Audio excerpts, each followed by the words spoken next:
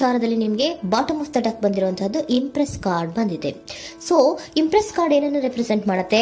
ಕೆಲವೊಂದು ರೀತಿಯ ನಿಮ್ಮ ಲವ್ ಲೈಫಿನ ವಿಚಾರದಲ್ಲಿ ಶಾಂತವಾಗಿರ್ಬೇಕು, ಸಮಾಧಾನವಾಗಿರ್ಬೇಕು, ಒಂದು ಪ್ರೀತಿ ಇರಬೇಕು ಅನ್ನುವಂತಹದ್ದು, ಮತ್ತೆ ಒಂದು ಸ್ಟೇಬಲ್ ಆಗಿರ್ಬೇಕು ಅನ್ನುವಂತಹ ರೀತಿಯಲ್ಲಿ ನೀವು ಆಲೋಚನೆಯನ್ನು ಮಾಡ್ತಾ ಇರುವಂತಹದ್ದು ಬಾಟಮ್ ಆಫ್ ದ ಡೆಕ್ ಅಲ್ಲಿ ರೆಪ್ರೆಸೆಂಟ್ ಆಗ್ತದೆ. ಲೈಫಿನ ವಿಚಾರದಲ್ಲಿ ನೀವು ಪಾಸ್ಟಿನಲ್ಲಿ ಕೆಲವೊಂದು ರೀತಿಯ ಕೆಲವೊಬ್ಬರಿಗೆ ಸೋಲ್ಮೇಟ್ ಕನೆಕ್ಷನ್ ಅನ್ನ ರೆಪ್ರೆಸೆಂಟ್ ಮಾಡ್ತಾ ಇದೆ ಕೆಲವೊಬ್ಬರಿಗೆ. ಓಕೆನಾ? ನಿಮ್ಮ ಪ್ರೀತಿಯಲ್ಲಿ ಒಂದು ರೀತಿಯ ಬಾಂಡೇಜ್ ಇರುವಂತಹದ್ದು ರೆಪ್ರೆಸೆಂಟ್ ಆಗ್ತಾ ಇದೆ. ಹಾರ್ಮೋನಿಗಳು ಇರುವಂತಹದ್ದು ರೆಪ್ರೆಸೆಂಟ್ ಆಗ್ತದೆ ಕೆಲವೊಬ್ಬರಿಗೆ. ಓಕೆನಾ? ಮತ್ತೆ ಕೆಲವೊಬ್ಬರಿಗೆ ನಿಮ್ಮ ಲವ್ ಲೈಫ್ ನ ವಿಚಾರದಲ್ಲಿ ಥರ್ಡ್ ಪಾರ್ಟಿ ಸಿಚುಯೇಷನ್ ಅನ್ನ ರೆಪ್ರೆಸೆಂಟ್ ಆಗ್ತಾ ಇದೆ. ಓಕೆನಾ? ಥರ್ಡ್ ಪಾರ್ಟಿ ಸಿಚುಯೇಷನ್ಸ್ ಅನ್ನ ರೆಪ್ರೆಸೆಂಟ್ ಮಾಡ್ತದೆ ನಿಯರ್ ಪಾಸ್ಟಿನಲ್ಲಿ ನಿಮಗೆ. ನೆಕ್ಸ್ಟ್ ಕಾರ್ಡ್ ಬಂದಿರುವಂತಹದ್ದು ಪೇಜ್ ಆಫ್ ಸೋರ್ಟ್ಸ್ ಬಂದಿದೆ. ಥರ್ಡ್ ಕಾರ್ಡ್ ಬಂದಿರುವಂತಹದ್ದು ಯಾವುದು? ನಿಮಗೆ ಪೇಜ್ ಆಫ್ ಸೋರ್ಟ್ಸ್ ಬಂದಿದೆ. ಸೊ ಕ್ಯೂರಿಯಾಸಿಟಿ ಇದ್ದಂತಹ, ನಿಮ್ಮ ಲವ್ ಲೈಫಿನ ವಿಚಾರದಲ್ಲಿ ಒಂದು ಕ್ಯೂರಿಯಾಸಿಟಿ ಇದ್ದಂತಹ, ಒಂದು ರೀತಿಯ ಬಾಂಡೇಜ್ ಇದ್ದಂತಹ, ಸ್ವಲ್ಪ ನೀವು ಮಾತಾಡಿರುವಂತಹ ಸಾಧ್ಯತೆಗಳು ರೀಸೆಂಟ್ ಪಾಸ್ಟ್ ನಲ್ಲಿ ರೆಪ್ರೆಸೆಂಟ್ ಆಗ್ತಾ ಇದೆ. ಸೊ ನಿಮ್ಮ ಲವ್ ಲೈಫಿನ ವಿಚಾರವಾಗಿ ಒಂದು ರೀತಿಯ ಬಾಂಡೇಜ್ ಇರುವಂತಹದ್ದು, ನೀವು ಕೆಲವೊಬ್ಬರಿಗೆ ಥರ್ಡ್ ಪಾರ್ಟಿ ಸಿಚುಯೇಷನ್ ಮತ್ತೆ ಕೆಲವೊಬ್ಬರಿಗೆ ಸೋಲ್ಮೇಟ್ ಕನೆಕ್ಷನ್ ಅನ್ನ ರೆಪ್ರೆಸೆಂಟ್ ಮಾಡ್ತಾ ಇದೆ. ಮತ್ತೆ ನಿಮ್ಮ ಲವ್ ಲೈಫಿನ ವಿಚಾರದಲ್ಲಿ ನೀವು ಮಾತಾಡಿರುವಂತಹದ್ದು ಕೂಡ ಕೆಲವೊಂದು ರೀತಿಯ ಮಾತುಕತೆಗಳು ಆಡಿರುವಂತಹದ್ದು, ಹೊಸ ಐಡಿಯಾಗಳನ್ನ ಮಾಡಿರುವಂತಹದ್ದು ಇಲ್ಲಿ ರೆಪ್ರೆಸೆಂಟ್ ಆಗ್ತದೆ. ಮೇ ಬಿ ನೀವು ಫ್ರೆಂಡ್ಸ್ ಗಳ ಮೂಲಕ ನೀವು ನಿಮ್ಮ ಪರ್ಸನ್ ಅನ್ನ ಭೇಟಿಯಾಗಿರಬಹುದು. ಯಾವುದೋ ಕೆಲವೊಂದು ಫಂಕ್ಷನ್ ಗಳಲ್ಲಿ ನೀವು ನಿಮ್ಮ ಪರ್ಸನ್ ಅನ್ನ ಭೇಟಿಯಾಗಿರುವಂತಹ ಸಾಧ್ಯತೆಗಳು ಇದೆ ಅನ್ನೋದನ್ನ ನಿಮ್ಮ ಪಾಸ್ಟ್ ನಲ್ಲಿ ರೆಪ್ರೆಸೆಂಟ್ ಮಾಡ್ತಾ ಇದೆ. ನೆಕ್ಸ್ಟ್, ಅಟ್ ಪ್ರೆಸೆಂಟ್ ನಲ್ಲಿ ಯಾಕೋ ನಿಮ್ಮ ಲವ್ ಲೈಫಿನ ವಿಚಾರದಲ್ಲಿ ಫೀಲಿಂಗ್ ಲೆಫ್ಟ್ ಔಟ್ ಆಗಿರುವಂತಹ ಸಾಧ್ಯತೆಗಳು ರೆಪ್ರೆಸೆಂಟ್ ಆಗ್ತಾ ಇದೆ. ಅಟ್ ಪ್ರೆಸೆಂಟ್ ನಲ್ಲಿ ಯಾಕೋ ಕೆಲವೊಂದು ರೀತಿಯ ಚಿಂತೆಗಳಿರುವಂತಹದ್ದು, ವರೀಸ್ಗಳಿರುವಂತಹದ್ದು, ಬೇಜಾರಿನಲ್ಲಿ ನಿಮ್ಮ ಲವ್ ಲೈಫಿನ ವಿಚಾರದಲ್ಲಿ ಇರುವಂತಹದ್ದು ರೆಪ್ರೆಸೆಂಟ್ ಆಗ್ತಾ ಇದೆ. ಯಾಕೆ ಅಂದ್ರೆ ನಿಮ್ಮ ಲವ್ ಲೈಫಿನ ವಿಚಾರವಾಗಿ ಕೆಲವೊಂದು ರೀತಿಯ ಬದಲಾವಣೆಗಳಾಗ್ತಾ ಇರುವಂತಹದ್ದು ರೆಪ್ರೆಸೆಂಟ್ ಆಗ್ತಾ ಇದೆ. ಯಾಕೋ ಕೆಲವೊಂದು ಚೇಂಜಸ್ಗಳಾಗ್ತಾ ಇರೋದ್ರಿಂದ ನೀವು ಬೇಜಾರಿನಲ್ಲಿ ಇರುವಂತಹದ್ದು. ನಿಮ್ಮ ಲವ್ ಲೈಫಿನ ವಿಚಾರವಾಗಿ ಯಾಕೋ ಪರಿಸ್ಥಿತಿಗಳು ಅಷ್ಟು ಚೆನ್ನಾಗಿಲ್ಲದೆ ಇರುವಂತಹದ್ದು ರೆಪ್ರೆಸೆಂಟ್ ಆಗ್ತಾ ಇದೆ. ಯಾಕೋ ಕೆಲವು ಬದಲಾವಣೆಗಳು, ಚೇಂಜಸ್ಗಳು ಆವಾಗಿಂದ ಆವಾಗಲೇ ಆಗ್ತಾ ಇರುವಂತಹದ್ರಿಂದ ನಿಮಗೆ ಬೇಜಾರಾಗಿರುವಂತಹದ್ದು ರೆಪ್ರೆಸೆಂಟ್ ಆಗ್ತಾ ಇರೋದು. ಮತ್ತೆ ಥರ್ಡ್ ಕಾರ್ಡ್ ಬಂದಿರುವಂತಹದ್ದು ಕ್ವೀನ್ ಆಫ್ ವ್ಯಾಂಡ್ಸ್ ಬಂದಿದೆ. ಸೊ ಕ್ವೀನ್ ಆಫ್ ವ್ಯಾಂಡ್ಸ್ ಏನಕ್ಕೆ ನಿಮಗೆ ಪದೇ ಪದೇ ಚೇಂಜಸ್ಗಳಾಗ್ತಾ ಇದೆ? ಆ ಚೇಂಜಸ್ಗಳಿಂದ ಯಾಕೋ ಕೆಲವೊಂದು ರೀತಿಯ ವೇರಿಯೇಷನ್ಗಳು ಆಗ್ತಾನೆ ಇರೋದ್ರಿಂದ ನಿಮಗೆ ಬೇಜಾರಾಗ್ತಾ ಇದೆ. ಸೊ ಅದಕ್ಕೋಸ್ಕರ ನೀವೇನ್ ಮಾಡ್ತೀರಾ? ಬಹಳ ಧೈರ್ಯವಾಗಿ ಕೆಲವೊಂದು ನಿರ್ಣಯಗಳನ್ನ ಮಾಡುವಂತಹ ಸಾಧ್ಯತೆಗಳು ಅಟ್ ಪ್ರೆಸೆಂಟ್ ನಲ್ಲಿ ರೆಪ್ರೆಸೆಂಟ್ ಆಗ್ತಾ ಇದೆ. ಬಹಳಷ್ಟು ಧೈರ್ಯದಿಂದ ಇಂಡಿಪೆಂಡೆಂಟ್ ಆಗಿ ಕೆಲವೊಂದು ನಿರ್ಣಯಗಳನ್ನ ಮಾಡಬೇಕು ಅನ್ನುವಂತಹ ಆಲೋಚನೆಗಳನ್ನ ಮಾಡ್ತಾ ಇರುವಂತಹದ್ದು ರೆಪ್ರೆಸೆಂಟ್ ಆಗ್ತಾ ಇದೆ. ಯಾಕೆ ಅಂದ್ರೆ ಆವಾಗಿನ ಅವಾಗೆ ನಿಮ್ಮ ಲವ್ ಲೈಫಿನ ವಿಚಾರದಲ್ಲಿ ತುಂಬಾ ಏರುಪೇರುಗಳಾಗ್ತಾ ಇರೋದ್ರಿಂದ ಆ ವಿಚಾರದಲ್ಲಿ ಸ್ವಲ್ಪ ಬೇಜಾರುಗಳು ಇರುವಂತದ್ದು ರೆಪ್ರೆಸೆಂಟ್ ಆಗ್ತದೆ.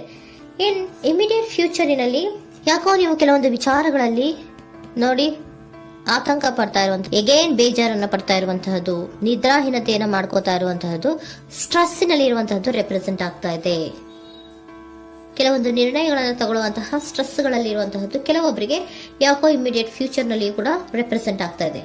ಆದ್ರೆ ಫ್ಯೂಚರ್ ನಲ್ಲಿ ನೀವು ಏನ್ ಮಾಡ್ಬೇಕಾಗಿತ್ತು? ಸೊ ಕ್ವಿಕ್ ಥಿಂಕಿಂಗ್ ಅನ್ನ ಮಾಡ್ಬೇಕಾಗಿತ್ತು. ಕೆಲವು ವಿಚಾರಗಳ ಬಗ್ಗೆ ನೀವು ಫೋಕಸ್ ಅನ್ನ ಮಾಡ್ಬೇಕಾಗಿತ್ತು. ಏನಾಗ್ತಾ ಇದೆ ನಮ್ಮ ಲವ್ ಲೈಫಿನ ವಿಚಾರದಲ್ಲಿ ಅನ್ನೋದನ್ನ ಫೋಕಸ್ ಅನ್ನ ಮಾಡಿದ್ರೆ ನಿಮ್ಮ ಲವ್ ಲೈಫಿನ ವಿಚಾರದಲ್ಲಿ ಕೆಲವೊಂದು ರೀತಿಯ ಫುಲ್ಫಿಲ್ಮೆಂಟ್ಗಳು, ಸಮಾಧಾನಗಳು, ಖುಷಿಗಳು ಇರುತ್ತೆ. ಯಾವಾಗ ನೀವು ಫೋಕಸ್ ಅನ್ನ ಮಾಡೋದಿಲ್ವೋ ಆಗ ನಿಮ್ಗೆ ಮತ್ತಷ್ಟು ಆತಂಕಗಳು, ಬೇಜಾರುಗಳು ಆಗುವಂತ ಸಾಧ್ಯತೆಗಳು ಇದೆ. ಇದು king of swords, nine of swords ಇನ ಕ್ಲಾರಿಫಿಕೇಶನ್ ಕಾರ್ಡ್ ಅಷ್ಟೇ. ಅಂದ್ರೆ ಏನು? ನೀವು ಕೆಲವೊಂದು ವಿಚಾರಗಳಲ್ಲಿ ಫೋಕಸ್ ಅನ್ನ ಮಾಡಬೇಕು. ಲವ್ ಲೈಫಿನ ವಿಚಾರಗಳಲ್ಲಿ ಫೋಕಸ್ ಅನ್ನ ಮಾಡಿ ಕೆಲವೊಂದು ರೀತಿಯ ಆಕ್ಷನ್ಸ್ ಗಳನ್ನ ತಗೊಂಡ್ರೆ ಫುಲ್ಫಿಲ್ಮೆಂಟ್ ಗಳಾಗುವಂತಹ, ಸಮಾಧಾನಗಳಾಗುವಂತಹ, ಖುಷಿಗಳಾಗುವಂತಹ ಸಾಧ್ಯತೆಗಳು ಇದೆ. ಕರೆಕ್ಟ್ ಆಗಿ ಮಾತಾಡಬೇಕು.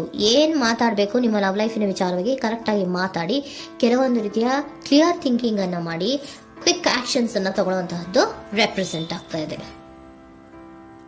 ಓಕೆನಾ? ಇದಿಷ್ಟು ನಿಮ್ಮ ಕಾರ್ಡ್ಸ್ ನ ರೀಡಿಂಗು. ನೆಕ್ಸ್ಟ್, ಏಂಜಲ್ ಗೈಡೆನ್ಸ್ ನಿಮ್ಗೆ ಏನ್ ಹೇಳ್ತಾ ಇದ್ದಾರೆ ಅನ್ನೋದನ್ನ ನೋಡೋಣ. ನಿಮ್ಮ ಲವ್ ಲೈಫಿನ ವಿಚಾರವಾಗಿ ಏಂಜಲ್ ಗೈಡೆನ್ಸ್ ಏನ್ ಕೊಡ್ತಾ ಇದ್ದಾರೆ? ವೇಟ್ ಅಂತ ಹೇಳ್ತಾ ಇದ್ದಾರೆ. ಸ್ವಲ್ಪ ತಾಳ್ಮೆಯಿಂದ ಇರೋ.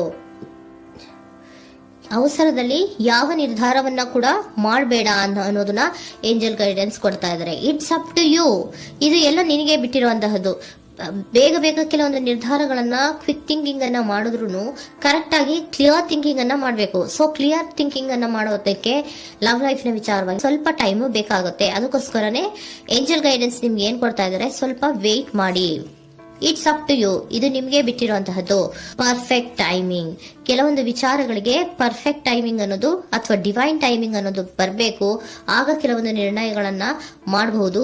ಸ್ವಲ್ಪ ನೀವು ಈಗ ಯಾವುದೇ ರೀತಿಯ ಅವಸರದ ನಿರ್ಧಾರಗಳನ್ನು ಮಾಡೋದು ಬೇಡ ಅಂತ ಹೇಳ್ತಾ ಇದ್ದಾರೆ. ಓಕೆ, ಸರೆಂಡರ್ ಕಾರ್ಡ್ ಏನ್ ಹೇಳ್ತಾ ಇದ್ದಾರೆ ಅನ್ನೋದನ್ನ ನೋಡೋಣ. So surrender frustration doesn't open any doors. The key to resolving a dilemma, dissolving a block, is to take a breath, center yourself and regroup, so may approach the situation more calmly. Frustration, ಹತಾಶೆ ಅನ್ನೋದು ಮಾಡ್ಕೋಬೇಡಿ. ಹತಾಶೆ ಮಾಡ್ಕೊಳ್ಳೋದ್ರಿಂದ ನಿಮ್ಗೆ ಯಾವುದೇ ರೀತಿಯ ಹೊಸ ಐಡಿಯಾಗಳು ಬರಲ್ಲ, ಹೊಸ ಥಿಂಕಿಂಗ್ಗಳು ಬರಲ್ಲ, ಕ್ಲಿಯರ್ ಥಿಂಕಿಂಗ್ ಅನ್ನ ಮಾಡಕ್ಕೆ ಸಾಧ್ಯ ಆಗಲ್ಲ. ಸೊ ಅದಕ್ಕೆ ನೀವೇನ್ ಮಾಡ್ಬೇಕು, ಫ್ರಸ್ಟ್ರೇಷನ್ ಅನ್ನ ಬಿಟ್ಬಿಟ್ರೆ ನೀವು ಸಮಾಧಾನವಾಗಿ ಯೋಚನೆ ಮಾಡಿ ಕೆಲವೊಂದು ನಿರ್ಧಾರಗಳನ್ನ ಮಾಡಿ ಅನ್ನೋದನ್ನ ಸರೆಂಡರ್ ಕಾರ್ಡ್ ಕೂಡ ನಿಮ್ಗೆ ಹೇಳ್ತಾ ಇದ್ದಾರೆ. ಸೊ ನಿಮ್ಮ ಲವ್ ಲೈಫಿನ ವಿಚಾರದಲ್ಲಿ ಈಗ ಸ್ವಲ್ಪ ನಿಮಗೆ ಬೇಜಾರುಗಳಿರುವಂತಹದ್ದು, ಕೆಲವೊಂದು ಬದಲಾವಣೆಗಳು, ವೇರಿಯೇಷನ್ಗಳು ಆಗ್ತಾ ಇರುವಂತಹದ್ದು ರೆಪ್ರೆಸೆಂಟ್ ಆಗ್ತಾ ಇದೆ. ಸೊ ನಿಮ್ಮ ಲವ್ ಲೈಫಿನ ವಿಚಾರಕ್ಕೆ ಫ್ಯೂಚರಿನಲ್ಲಿ ಕೆಲವೊಂದು ಆಕ್ಷನ್ಸ್ ಅನ್ನ ತಗೋಬೇಕಾದ್ರೆ ಸ್ವಲ್ಪ ವೇಟ್ ಮಾಡಬೇಕು, ಕ್ಲಿಯರ್ ಆಗಿ ಥಿಂಕ್ ಮಾಡಬೇಕು, ಅದರಲ್ಲಿ ಆಕ್ಷನ್ಸ್ ಅನ್ನ ತಗೋಬೇಕು ಅನ್ನೋದನ್ನ ಹೇಳ್ತಾ ಇದ್ದಾರೆ. ಓಕೆನಾ? ಆಗ ಮಾತ್ರ ನಿಮ್ಗೆ ನಿಮ್ಮ ಎನರ್ಜಿಯಲ್ಲಿ ಏನ್ ಶಾಂತತೆ ಬರಬೇಕು ಅಂತ ಹೇಳ್ತೀರಲ್ಲ, ಆ ಶಾಂತತೆ ಏನ್ ಬರಬೇಕು, ಲವ್ ಲೈಫಿನ ವಿಚಾರವಾಗಿ ಶಾಂತತೆ ಯಾವಾಗ ಬರುತ್ತೆ ಅಂದ್ರೆ ನೀವು ಕ್ಲಿಯರ್ ಥಿಂಕಿಂಗ್ ಅನ್ನ ಮಾಡಿದಾಗ ಮಾತ್ರ ಬರುವಂತಹದ್ದು ಅನ್ನೋದು ಕಾರ್ಡ್ಸ್ ಗಳಲ್ಲಿ